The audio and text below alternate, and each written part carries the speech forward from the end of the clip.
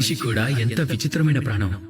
ఎంతో ఎక్కువగా ధనం సంపాదించాలి అనే కోరికలో వారి శరీరాన్ని నష్టపరుస్తాడు. అతని శక్తిని కోల్పోతాడు, అతని సామర్థ్యాన్ని కోల్పోతాడు. అలాగే ఏ ధనమైతే సంపాదించాడో అది ఎక్కడికి వెళ్తుంది? ఆ శక్తిని, ఆ సామర్థ్యాన్ని తిరిగి పొందడానికి ఖర్చయిపోతుంది. మరికొంతమంది వారి జీవితాన్ని ఎలా జీవిస్తారు అంటే వారికి అసలు అంతమే లేనట్టుగా. కానీ అంతం అందరికీ ఉంటుంది. ఎప్పుడైతే ఈ అంతం దగ్గర పడుతుందో మనిషికి అర్థమవుతుంది అతను జీవితంలో జీవించనే లేదు అని.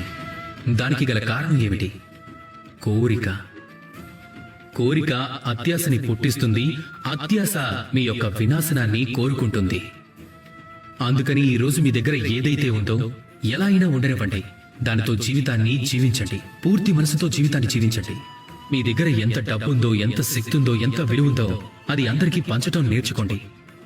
పంచటంతో ప్రేమ పెరుగుతుంది. ప్రేమతో ఈ జీవితం ఇంకా సుఖంగా మారుతుంది. అయితే రండి, ఇదే ప్రేమతో నాతో కలిసి చెప్పండి, రాధా కృష్ణ.